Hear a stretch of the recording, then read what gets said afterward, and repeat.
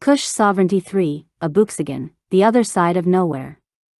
By L. James Bolin and Shakida Dennis. Chapter 1, The Devil in the Details. Years passed, and Cush took after his grandfather, Samuel.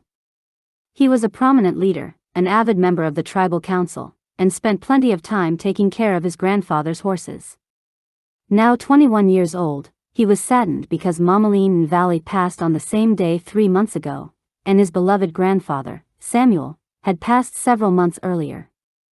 During his depression, he spent most of his time caring for his loving grandmother, Martha, whom he referred to as Big Ma. One day, as he was on his way to visit his grandmother, he heard a voice say, "I will be there soon." Looking around, he sees no one. Shaking his head, he continues on his way to her house. Big Ma was on her knees, pulling weeds and trimming up some plants in her garden. He ran to her side. "Big Ma, why are you doing all this work? I told you I would come first thing this morning." Big Ma smiles. "Plants will use all their energy to heal a dead leaf when all you have to do is cut off the dead leaves to help that plant stay healthy. Plus, child, I was doing this before you were born, and I'll be doing this before I die." Big Ma's words saddened Cush. "Big Ma, don't say that." Big Ma, seeing his reaction, "Child, help me up. These past few months have been hard on you, but death comes with life. Your grandfather and me were happy, and I saw Valley and Kakahoya. They were always in good spirits, seeing the glow of love on them, and that's all Sabaoth wants for us to be here on earth, happy. Me and Kakahoya were on our second marriage." Cush was surprised. "Second?" Smiling, Big Ma said, "Yes, child, your grandfather was 20 years older than me. Our first marriage was with people our age, and we mature differently according to what we go through. But women, well, most women mature faster than men anyways. So, if you can't grow old with someone, find someone who you can grow old with. Someone who makes you smile, and makes you happy.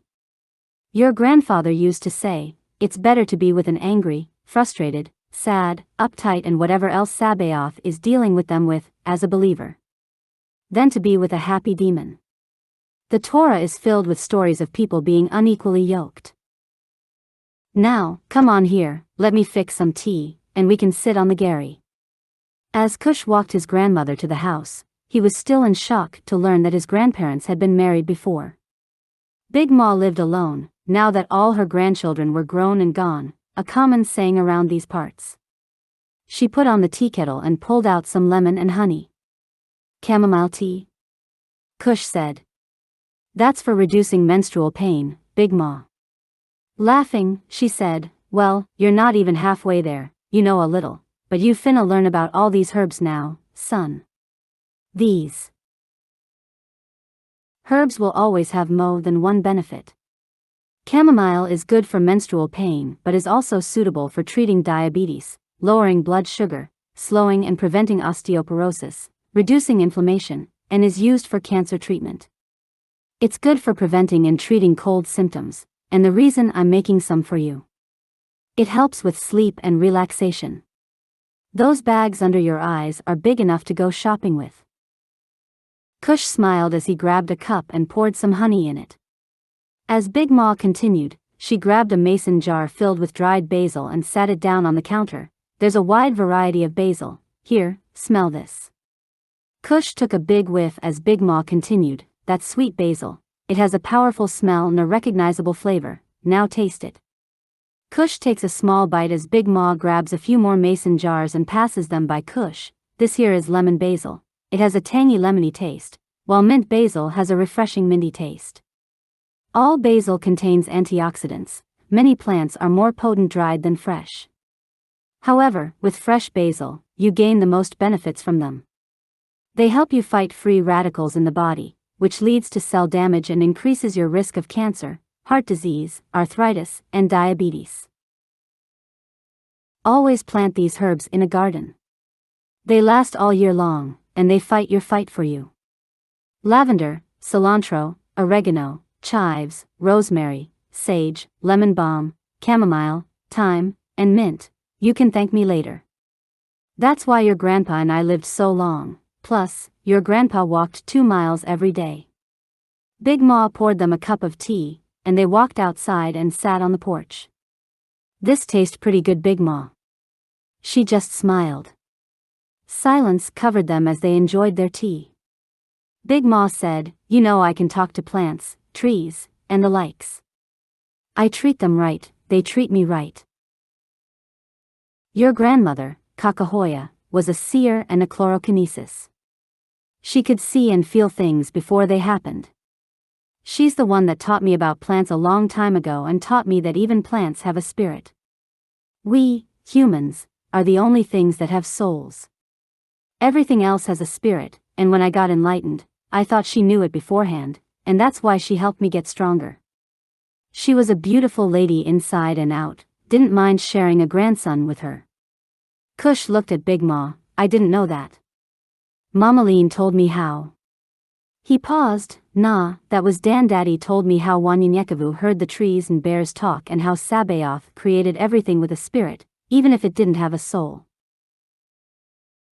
Shaking her head, "And did you know your grandfather was the first to be enlightened with 3 gifts?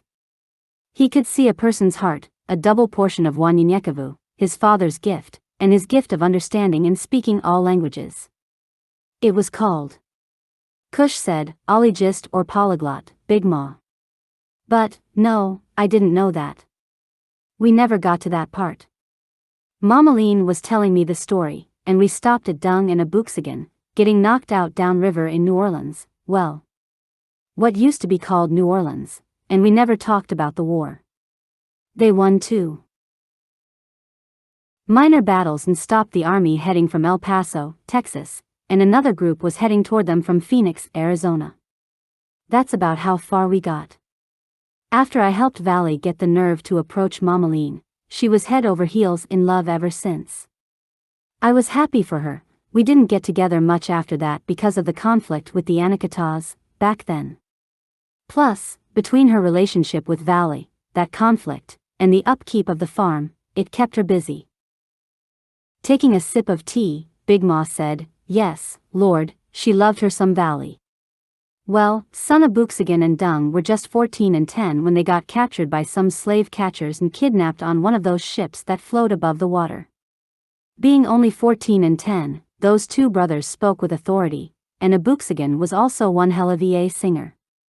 They killed the entire crew, and the slaves took the ship and started one of the greatest revolutions of all time.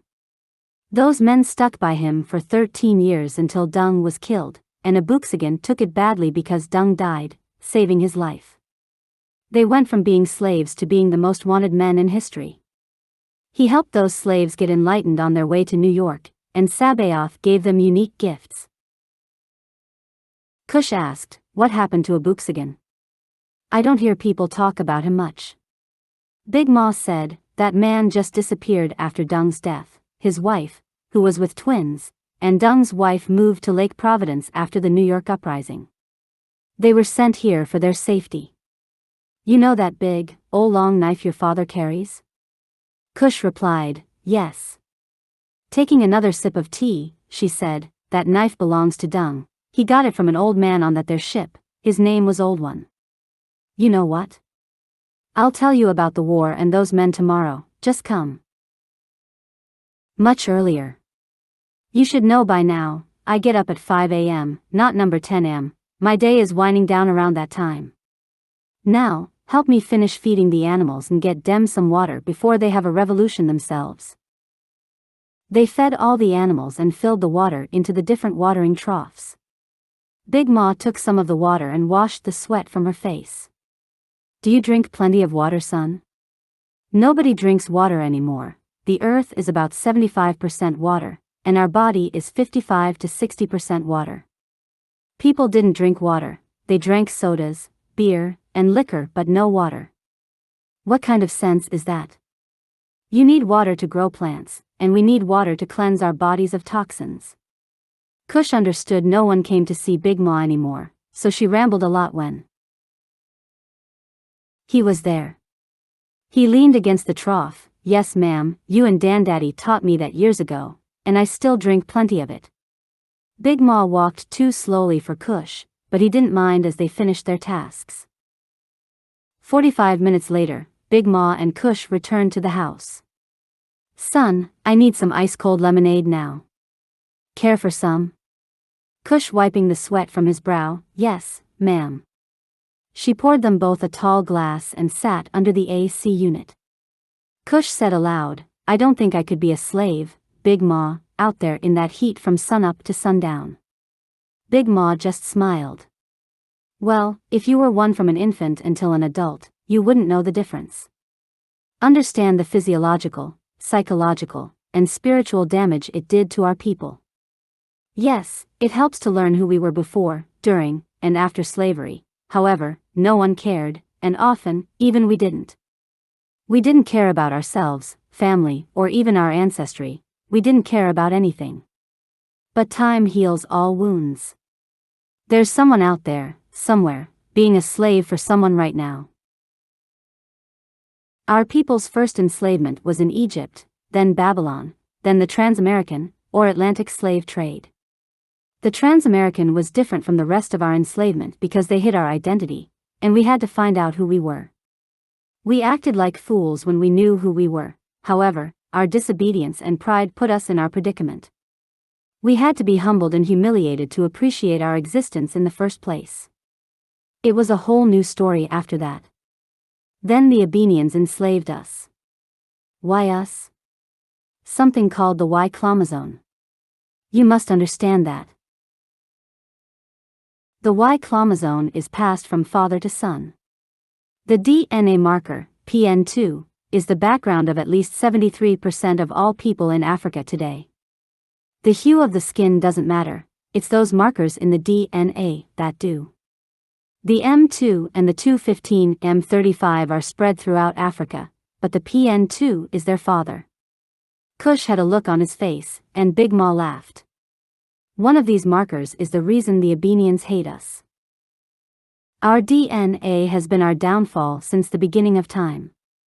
Before the Abenians, man discredited us as an intelligent race of people for centuries. Since our people have been on this planet, these uppity and jealous people were like they were when we were enslaved in Egypt. They hardened their hearts like that of Pharaoh. But it was the Moors, and they were Wakatilians, kings and queens who civilized the wild white tribes from the Caucasus Mountains. They came to educate for over 700 years and eventually ruled over Spain, Portugal, North Africa, and southern France, primarily Spain and Portugal. To enslaved? No. To teach and educate. But our beloved so-called first president of the United States, George Washington, was probably the first one, maybe not, I don't know.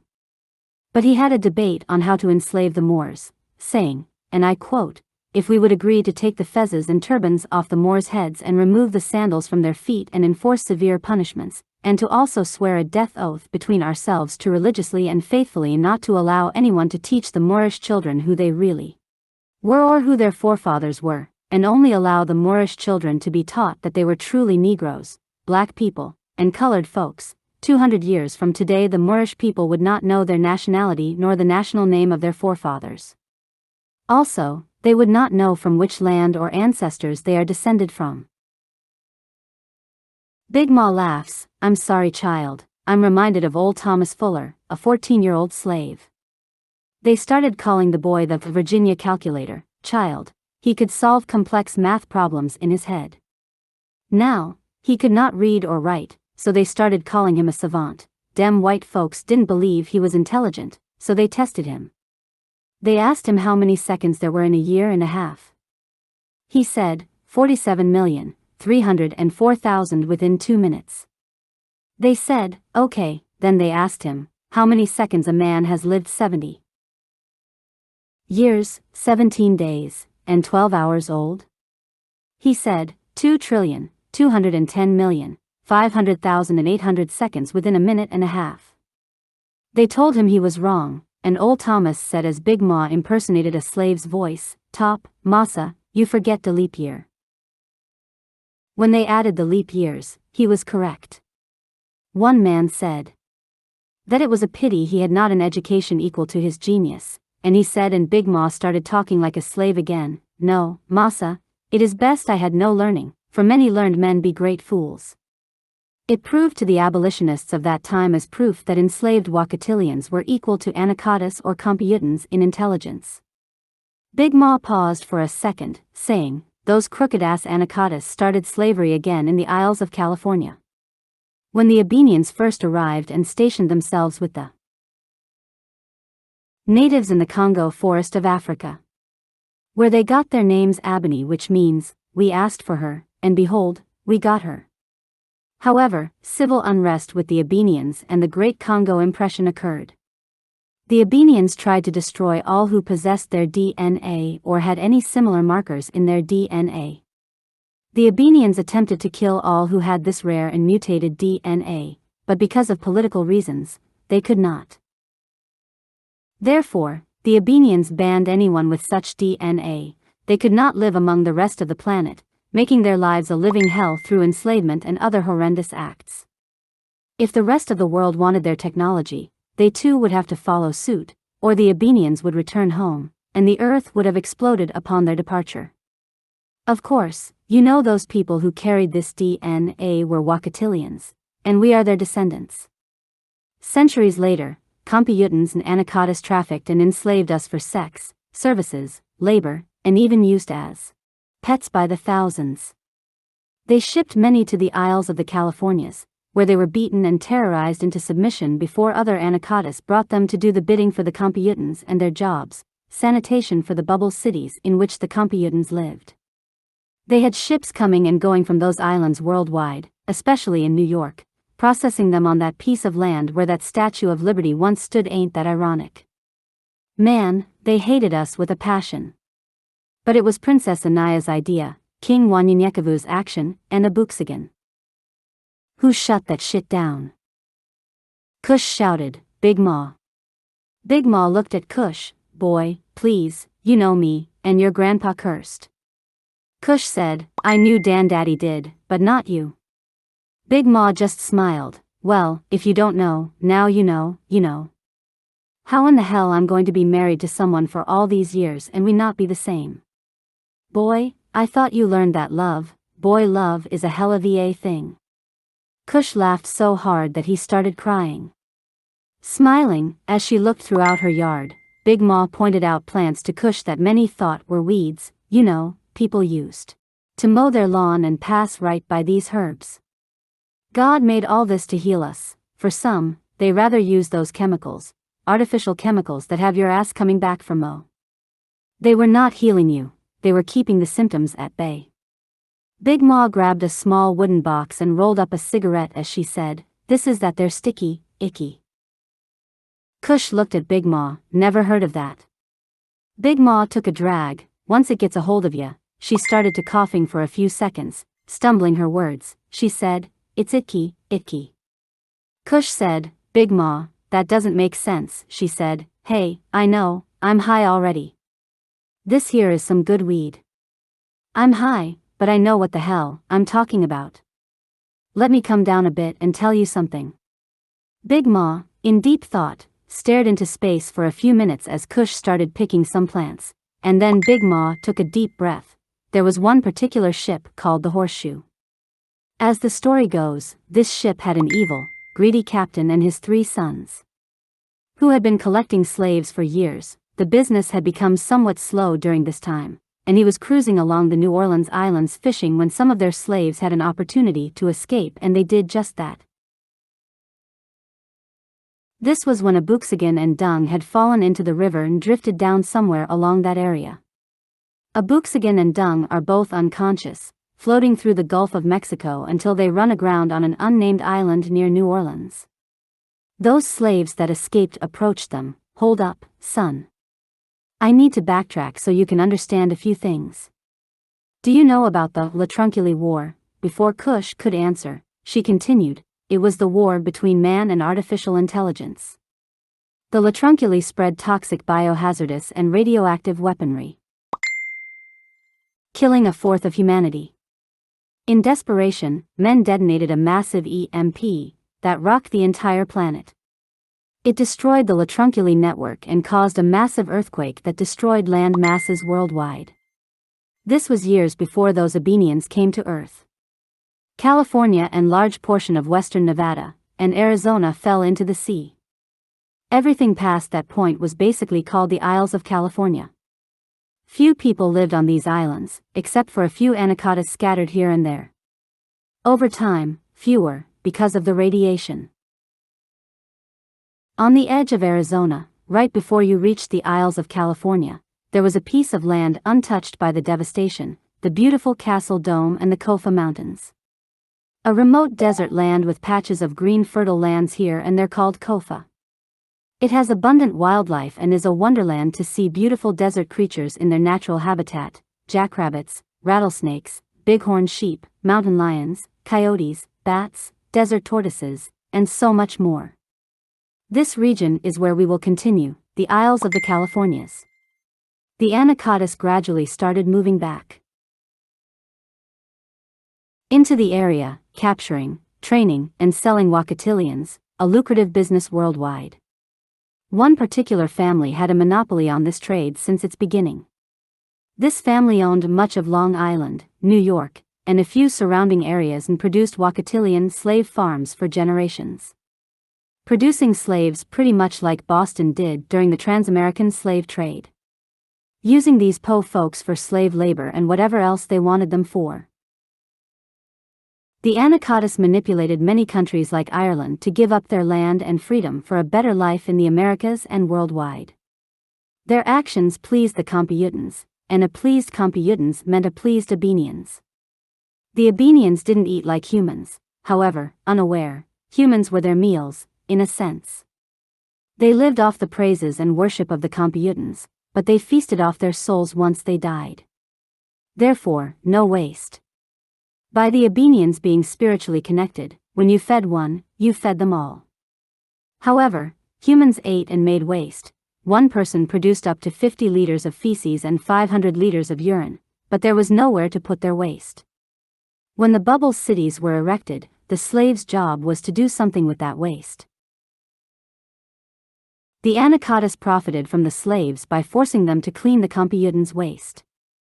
However, many slaves became ill, and some died because of E. coli, salmonella, shigella, and many other things.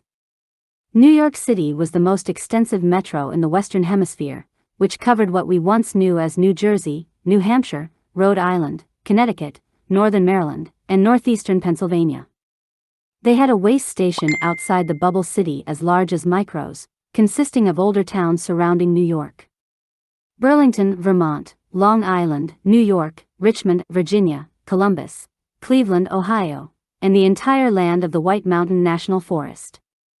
New York was a superbubble that reached miles high and almost touched the deer region of the ionosphere. So, the demand for slaves was significant. They used human waste for hydrogen fuel, brickmaking, which the Wakatilians made their home. The methane gas produced by human waste was tapped and used to produce biogas. Biogas was used to generate electricity for both domestic and industrial use. They also used it as a fertilizer to increase the production of food.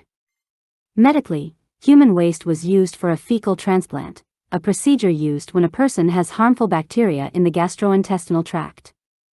It was more effective than antibiotics and less costly than getting rid of the infected organs.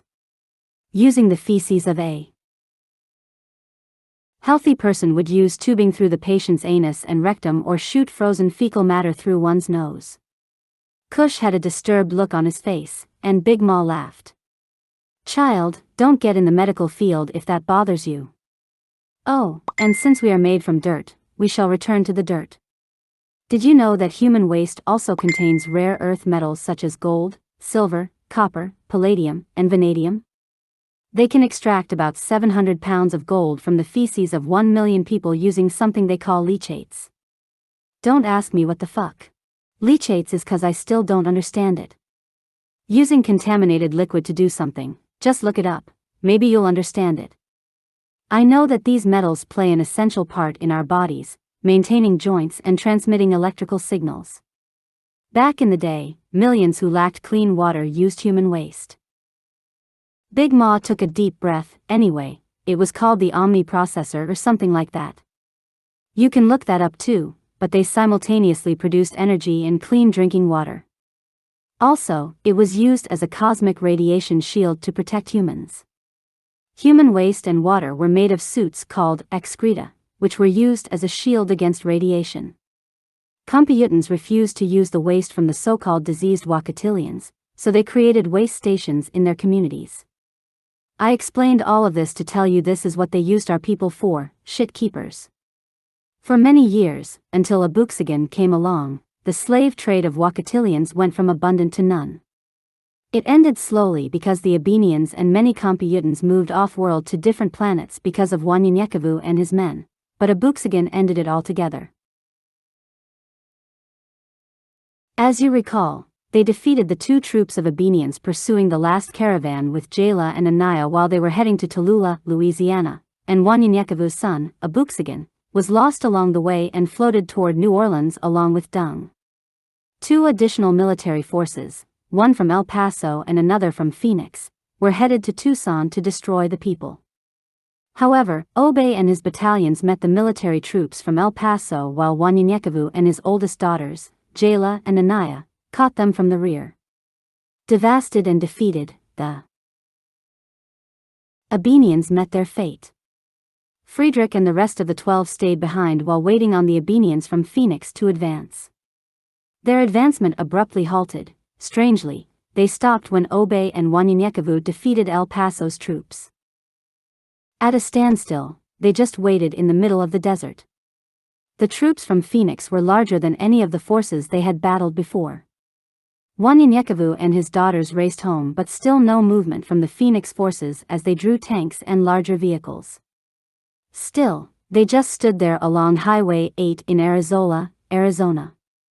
Wanyenyekevu sends Daniel, Queen, and the rest of their family, along with the battalion of hyenas and anyone who could control animals, to Kofa National Wildlife Refuge to flank the city of Phoenix.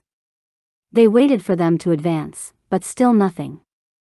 After days of waiting and the curiosity of the standstill, Wanyenyekevu, Jom, Obey, and Friedrich investigated and surveyed the area where the Abenians stood while all bases throughout the region were on high alert before they also got restless. The wait gave Queen and her children time to reflect on Abooksigun's absence.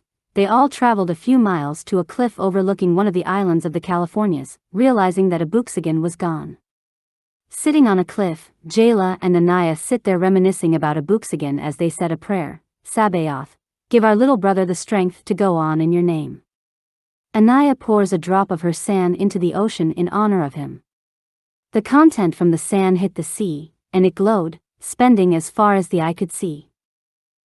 Moments later, the planet shook from its core. At that exact moment, the forces of Phoenix started howling in pain, unaware of what had happened. At this time, Mletsi appeared before Wanyenyekevu. The enemy has asked Sabaoth's permission to destroy you, but he denied him. However, he was permitted to do what he could without causing your death. However, Sabaoth has seen your faithfulness and love and given you favor by placing a henge around Abooksigun and has shielded him from the great deceiver's presence until he receives your gifts. As Mletsi spoke, the earth rumbled again. Wanyenyekevu turned to tell Mletsi, I shall do whatever Sabaoth requires of me. But Mletsi had disappeared. Wanyenyekevu calls out over the communicators to figure out what happened. At that moment, the Abenians' demonic forces were released from their barriers. They did not charge toward Tucson but toward Queen and Wanyenyekevu's family. Billions of minions and demonic forces crawled over each other, both large and small, even the ones on Highway 8, and rushed toward the Isles of California. The minions' forces from the northern part of the world also headed in that direction. At that second, everyone's communication devices started flashing. The watchtower had triggered an emergency signal as the Abenians were directed toward Queen's location. Wanyenyekevu and his battalion headed straight toward Queen's site while Jom, Friedrich, and Obey quickly followed behind the herd, destroying them. Just the presence of Friedrich alone incinerated the herd, but they kept heading toward Queen. The Abenians tried to spread out, trying to avoid Friedrich, but Obey and Jom started picking them off. It was just too many.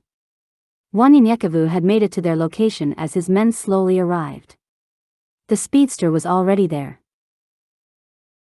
A swarm of bats appeared before Queen and Daniel at Kofa National Wildlife Refuge, quickly transforming into Adam Lovas.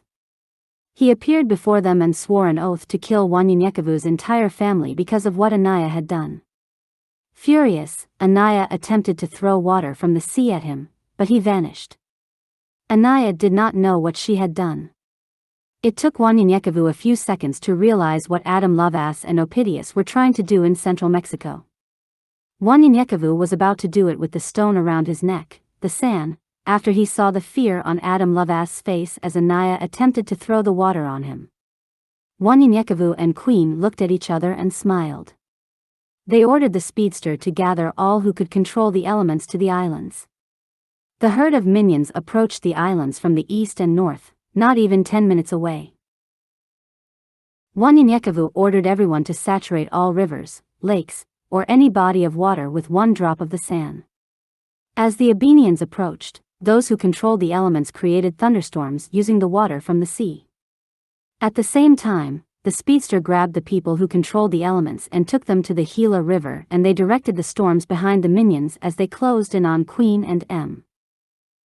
They made Obe and Friedrich's job so much easier as the demonic forces quickly turned into a puff of black smoke. Before the Abenian could realize what was happening, it was too late, and they ran from the storm and were eventually driven off the cliffs into the sea, where they quickly became a puff of dark smoke. The ocean became thick as if an oil spill had devastated it. The black substance then turned into bubbling tar before dissipating into the air. Killing off 1/3 of Adam Lovas' kingdom, Wanyenyekevu ordered this done to all rivers, lakes, and seas throughout the entire region. From Indianola, Mississippi, to the Isle of California. As they made their way toward all the Abenian cities in the southern region like El Paso and Phoenix. The Abenians, and most of the Computans soon vanished off-world and superbubbles like New York. The Computans thought it was the worst pandemic of 1918 and 2019 combined for the Abenians. Computans, unable to see the Abenians for what they were, saw them die in what many described as a melted meat suit of flesh as millions died, which forced them to escape off-world. The hatred toward the mestizos or Wakatilians became a rage. The Computans needed food and water to survive, and Abenians needed the praises of the Computans, which were their only required substances to survive. Computans had to wear hazmat suits or shit suits when they came in close contact with the Abenians and vice versa. Eventually, the Abenians, Computans, and Anacatis waged a new war against the mestizos and Wakatilians worldwide. For the first time, the South was now clear of the Abenians' presence as the Wakatilians, who moved from Arizona and lived along Louisiana's Highway 65 from Lake Providence to Tallulah, slowly moved back. Once Wanyenyekevu had the entire South drenched in the sans rain. It took about 6 months before they departed, heading back to Arizona. However, many stayed behind because they came to love the area. Silence covered the room as Cush looked up and saw Big Ma had fallen asleep. Cush got up, tiptoed toward her, covered her with the shawl on the edge of her sofa, and left quietly.